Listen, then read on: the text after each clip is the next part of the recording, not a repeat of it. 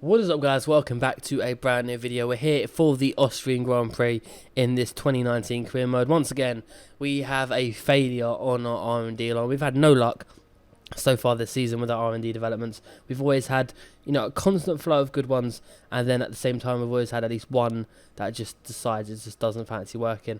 And of course, being aerodynamics, it does struggle a bit. We do have a powertrain upgrade, which is going to put us on par with Red Bull, which is a few episodes ago. If you guys haven't seen it, I want to keep it realistic. So we're not a works team, we're not the main team. So in this case, we're not Red Bull, so we can't push the engine development. We can only match them because Toro Rosso wouldn't have better performance from the engine as Red Bull would. Same goes for McLaren. You'd have to have what Renault has and vice versa, just to make it a bit more realistic and stuff like that. But straight away into the session, we've got electronic systems fault, which obviously isn't good.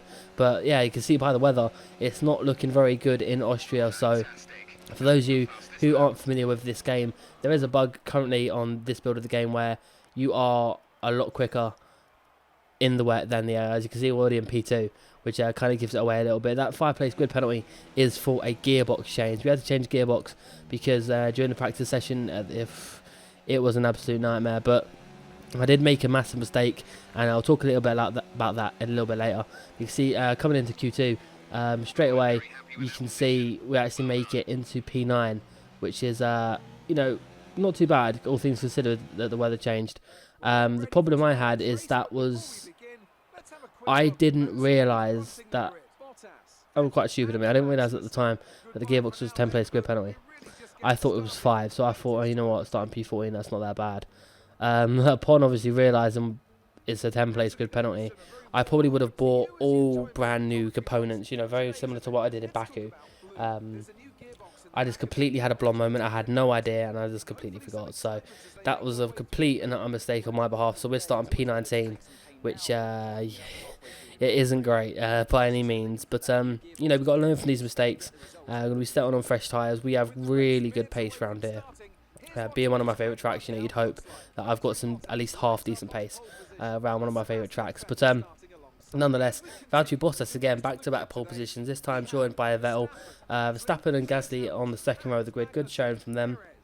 Hamilton P5, had a K-Mag P6, which is an amazing job from him. Kimi into the Q3 with Lando Norris there. Lucas Faber P13, he's really starting to struggle. Russell doing good in P16, but Leclerc P18. I swear to God, at the moment, we're just a magnet for Leclerc. Leclerc likes to be where we are. I'm pretty sure that's how it's going to go here. But you can see on the strategy, that looks like what we're going to go with. Medium to super soft. Or in this case, just soft. But we're ready for the lights to go out all the way at the back of the grid. We can barely see the lights. We're going to manage to get underway now. And Leclerc, again, once just absolutely pisses the start and just disappears into Netherlands. You can see Stroll is going to try and give it a go. We've got a massive gap down the outside. Thank you very much. We're going to take advantage of that as we can. We actually only gain about 2 positions, so not that many positions we actually gained there off our starting grid. But you can see we're going to go to the right hand side, have a little look, see what we can pick off. 1, 2, 3, 4, 5, 6, 7 cars, but by the time they will catch up to us, we only actually end up making 4 positions into that hairpin. So already off to a fantastic start. We've got a warning for a collision with Grosjean as he actually ends up hitting us. We throw a hand up in frustration because Grosjean's just trying to battle us like he's. Those you think he is. Our teammate Alexander Albon is battling very hard with Lando Norris, who's dropped down 1 position so far from where he started. But we can see we're having a look at Albon now, and he's still fighting away. But we've got such superior traction compared to him. Whether his tyres must be incredibly warm, because obviously we started with a fresh set. I would have thought that he'd have started with bit better shape. Maybe the scrub tyres, we'll have to wait and see when he pits. But move up into P12. Told you we've got amazing pace around here. Lando Norris in our sights. He's going to move to the inside to defend. That's not going to stop us. We've made plenty of overtakes this season around the outside, and Norris will be another one of those casualties. Raikkonen is in P10. He's the guy we're looking for to try and get into the points pen positions on lap 4. So we get so close to his gearbox, we have to brake, move to the left, move to the right. I'm going to pull alongside before we even get into the braking zone. We are clear of Kimi, and that's 1 more position for ourselves. Now Ricciardo He was going really slow down the start, finish straight. He may have a problem. We go to the left-hand side and get that position, and we lock our tyre, actually. So that was giving him an ample opportunity to come back at us. He did. He's going to go to the right-hand side. We're going to go all the way down his inside and send it, and we bang tyres. And I think I touched his side pod a little bit, which could have been a little bit scary. He's still there. He's still fighting this. Ricciardo and ourselves are having some amazing battles so far this season. We had a great battle in France, and it's continuing again. We're going to come up the hill, but into the penultimate corner, and we're going to get that position just about made on Daniel Ricciardo. That was a fantastic little scrap here between ourselves and the Australian. But Hulkenberg is the next victim. He's going to do what Lando did, move to the inside, and we'll go clean around the outside. Now their tyres are starting to go off by this point quite dramatically, the Renaults especially, and the Hulkenberg not doing too well in terms of defending. But we've got Magnussen just up the road. I believe he's behind, I want to say that's Sergio Perez, and that is right, yeah, Sergio Perez. So these guys are going to be battling pretty hard, and once again we're going to get such better traction. These guys are really struggling on these soft compound tyres. Perez looks like he could be vulnerable. We'll try and make a move up his inside here. It's going to be really, really tight. We do think better of it. We've got to try and fend off Magnussen now, who sees an opportunity to get past us, but we do get past him, and we still got to hunt down Sergio Perez and do what we can. Coming on to the start of lap 9, we actually managed to get a great exit off of the last corner, go around the outside of Sergio Perez, our little party trick here in Austria, and you get that job done into P6, just behind Pierre Gasly. Now all these guys have got a pit, and you can see, moving on to lap 14, move a little bit further forward, all the guys have pitted. We was potentially in the lead for a little bit, but Hamilton started to come back at us on soft tyre, which is I think a bit weird. Some of the front runners were on soft tyres, which means they have to pit again. So we are essentially fighting for the race lead here. I'm not going to fight too hard with maybe Max Verstappen and Pierre Gasly, but certainly we're going to give it a good go against Hamilton and Vettel and Leclerc when Leclerc does eventually decide to show his face. Max is actually going to try and give it a go with Lewis, which is pretty interesting to say the least, but this is the kind of only overtaken opportunity that they have on us. Our brakes are red hot at the moment. Vettel finally gets past Hamilton, so Vettel could be the man to give us an almighty fight. Coming in to the last corner, our tyres are starting to get really, really tired of the laps we're putting them through. Vettel's going to try and go round outside, very similar to what we've been doing to everybody else. We're trying to make the apex, give him a little bit of a nudge wide, and that's going to give him an ample opportunity to be overtaken by Hamilton.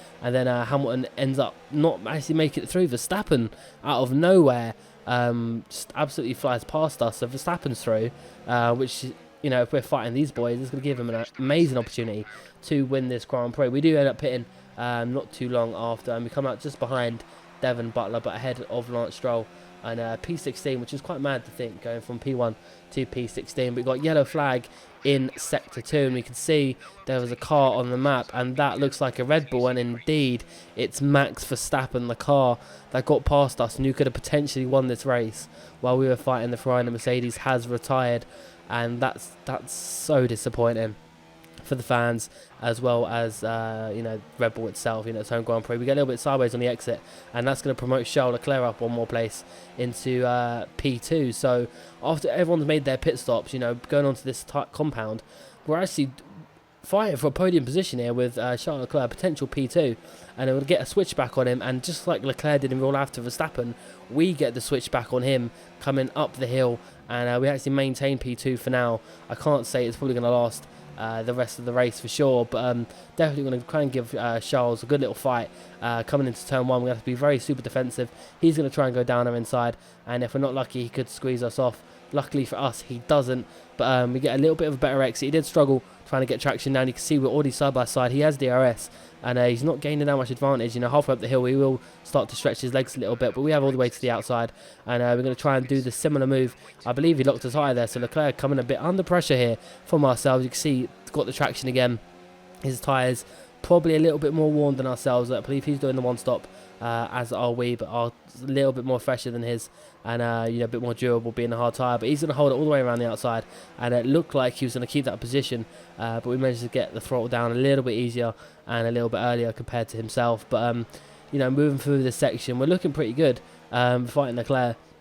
in between a Ferrari sandwich at the moment, so it looks like Ferrari's going to win their first race of the season here in Austria, but Leclerc is hunting us down. We've got Bottas just behind, and Leclerc is going to absolutely steamroll past us coming into the penultimate corner. We don't really have an argument for that. We had to slam on the brakes a little bit just to try and avoid Leclerc and going into the back of him like a certain torpedo that we may have seen recently in real life. But we've got Bottas who's hunting us down, and we get a bit sideways on the exit. We've got Bottas is the person who could take away our first podium in this career mode if we don't get our elbows out here.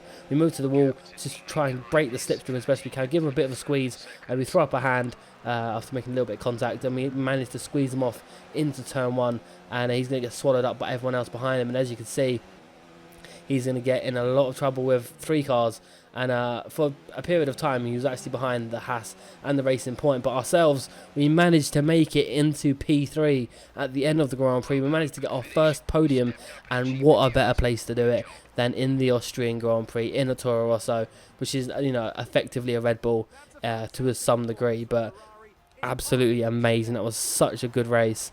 We had such good pace to come through the field like we did, and it was amazing. Granted, after this race, I did turn the difficulty up by another 5, but you know, it's just with the upgrades and getting more comfortable with the wheel.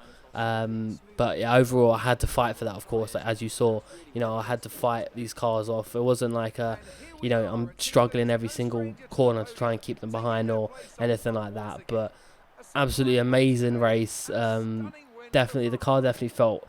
That's the best the car has felt all season. Like, the setup was just perfect. The car just felt amazing. But you go spraying the champagne and everything like that with Charles Leclerc on the podium as well as Sebastian Vettel. I believe that's the first time both of the Ferrari drivers have been on the podium, I believe, at once. I'm not too sure. Could be right, could be wrong. But a Ferrari 1-2 followed by ourselves is always nice to see. So that is it for the Austrian Grand Prix. Probably the best result we could have hoped for, given where we started, P19 to P3. Same with Leclerc. Leclerc was P18 to P2. So we basically duplicate what Leclerc did, which is obviously fantastic. But that's been it for this video. If you enjoyed this video and happy we got a podium, please smash the like button. If you're new around here, please subscribe for Formula 1 content every other day. And next Grand Prix, I believe, will be Silverstone, where we get the new patch. And see how interesting and how things change between car performance. But that's been it for me, guys. Until then, take care. Bye bye.